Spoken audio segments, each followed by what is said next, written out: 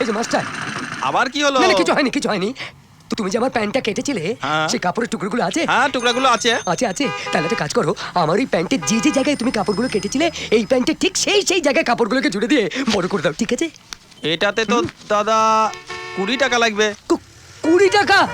এই তো দিয়ে গেলাম 10 টাকা, আবার 20 টাকা। আবার দিতে হবে? আবার দিতে হবে? এই মনে চাকুন। আচ্ছা ঠিক আছে, একটু কম করে নাও ভাই, কম করে নাও। আচ্ছা 15 টাকা দিন। 15 টাকা? অত দিতে পারবো না ভাই। আচ্ছা 5 টাকা দেবো, ঠিক আছে? তুমি 5 টাকা নিয়ে এই প্যান্টটা করে দাও। এইরকম কাজ না আমি তোমাকে আরো অনেক এনে দেবো, ঠিক আছে? ও হ্যাঁ, কতক্ষণ লাগবে? 1 ঘন্টা। 1 ঘন্টা? না 2 ঘন্টা, 2 ঘন্টা। তুমি 3 ঘন্টা নাও, যতক্ষণ খুশি টাইম নাও। ও হ্যাঁ, ভালো কথা। আমার এক বন্ধু এসে প্যান্টটা নিয়ে যাবে, সে তোমাকে 10 টাকা দেবে, তুমি 5 টাকা আমার জন্য রেখে দিও, পরে এসে নিয়ে যাবো, ঠিক আছে? আচ্ছা। দাদা, হ্যাঁ সমস্যার সমাধান হয়ে গেছে। হ্যাঁ। তুই একটা কাজ কর, তুমি ওই যে ওই দর্জির দোকানটা দেখছো, হ্যাঁ। ওখানে গিয়ে 10টা টাকা দিয়ে তোমার প্যান্টটা নিয়ে যাও, ঠিক আছে? এই যে তুমি আমার বড্ড উপকার করলে ভাই।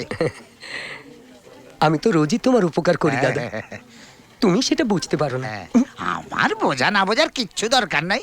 তোমার যা ইচ্ছা, যা মনে চায় তুমি তাই করো। হ্যাঁ, আগেই যাও, আগেই যাও। সত্যি বলছো? হ্যাঁ, একটু আশীর্বাদ করো দাদা। বিজয়ী ভব। এখন তুমি বাড়ি ফিরে গেলে কালীপ্রসাদের লোক তোমাকে ছিঁড়ে খাবে শকুনের মতো। আমি কিছুই করতে পারবো না, কারণ তোমার বাড়িটা ওদের এলাকার মধ্যে। তাই বলছিলাম, তোমার এখানে থাকাটাই সবচেয়ে নিরাপদ। আমি মা বৌদিদের ছেড়ে এখানে থাকতে পারবো না, আমারও কিছু দায়িত্ব আছে। যেখানে জীবন মরণের কথা উঠছে, সেখানে দায়িত্বের কথা বলে লাভ কি? সে যা কিছুই হোক, আমি বাড়ি যাবই। এই অবস্থায় মা আমাকে ছেড়ে থাকতে পারবে না। আমি ওদেরকে এখানে ডেকে পাঠিয়েছি, তুমি ওদের সঙ্গে আলোচনা করে নাও, তারপরের ডিসিশন তোমার। ওই তো ওরা এসে গেছে, চল হামিদ।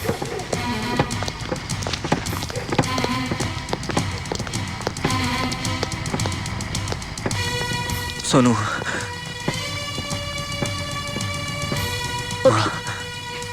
শোনা আমার, কেমন আছিস বাবা?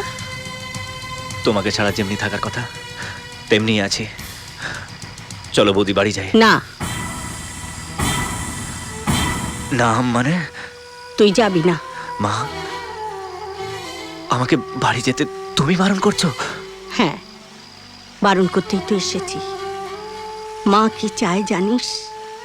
সন্তান যেখানেই থাক, সে বেঁচে থাক। কিন্তু মা, আমাদের পরিবারের ছেলে এই গুন্ডাদের সঙ্গে জীবন কাটালে সেটা কি প্রতি মুহূর্তে মৃত্যুর মতন হবে না? মৃত্যুর মতো হয়তো হতে পারে, কিন্তু মৃত্যু তো নয়। আমি আমি আমার অভিকে চোখে না দেখতে পাই, কানে তো শুনতে পাবো আমার অভি বেঁচে আছে। তবু মা, আমি ব্যাস, আমি এই কথাটাই বলতে এসেছিলাম। একটা কথা মনে রাখো মা,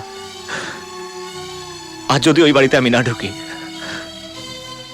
তাহলে জীবনে কিন্তু ওই বাড়িতে আমি আর ঢুকবো না। বুকে পাথর রেখে এটাও আমি মেনে নেব। চলো রাধা।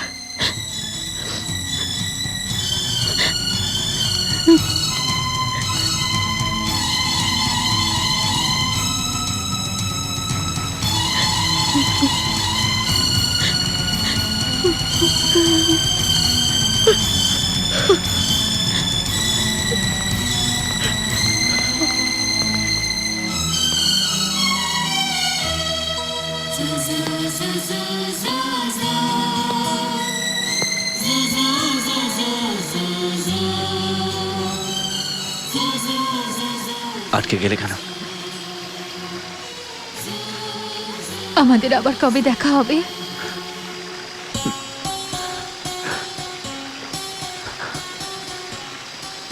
আর বোধহয় দেখা হবে না। আমি তোমাদের ডিউটি রেকর্ড চেক করছিলাম। ডিউটি চার্টে দেখছি তোমরা তো একদিনও ডিউটি করোনি। মাইনে পাবে কি করে? কি করে ডিউটি করবো স্যার? এ আমাকে পাহারা দিচ্ছে, আমি ওকে পাহারা দিচ্ছি, তাই এখানকার পাহারা কাজটা একটু ঢিলে হয়ে গেছে। দেখুন, বছরে 20 দিন ক্যাজুয়াল ছুটি, ওই 20 দিনের মাইনেটা দিয়ে দিন না। ক্যাজুয়াল লিভে তো কাজ করতে নেই, হ্যাঁ। কিন্তু মাইনেটা নিতে আছে। খুব ভালো। এরকম হয় না। অভির বন্ধু বলে তোমাদের চাকরি দিয়েছিলাম, তা বলে ডিউটি না করে টাকা পাবে?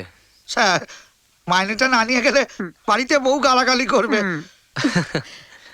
আচ্ছা তোমরা যাও, হ্যাঁ এই মাসে কিন্তু মন দিয়ে ডিউটি করবে।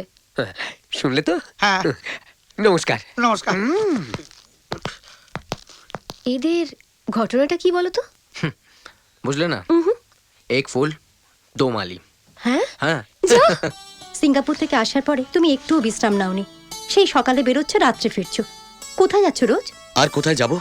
Police station, SP office, passport office.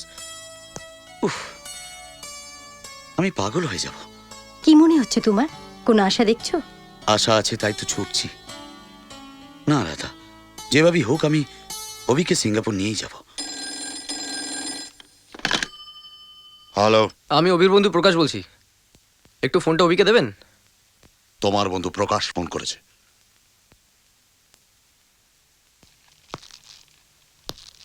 Hello. হ্যাঁ অভি, শোন একটা ভালো খবর দেবো। আমি আর নিশা কোর্ট ম্যারেজ করে ফেললাম কবে? গতকাল। নিশা কোথায় থাকছে? একটা মেয়ে বিয়ের পর কার কাছে থাকবে? আমার কাছে। আমি ওকে বাড়ি নিয়ে এসেছি। আরে আর নন্দিতা? নন্দিতা, ওর কথা মনে আছে তোর? তাহলে নন্দিতা কি? আরে বাবা হ্যাঁ, ওকেও আমরা বাড়ি নিয়ে এসেছি। আরে হ্যাঁ শোন, ও খুব ব্যস্ত হয়ে পড়েছে তোর সঙ্গে কথা বলার জন্য। তুই কাইন্ডলি ওর সঙ্গে কথা বল। হ্যালো হ্যালো হ্যালো অভি, হ্যালো।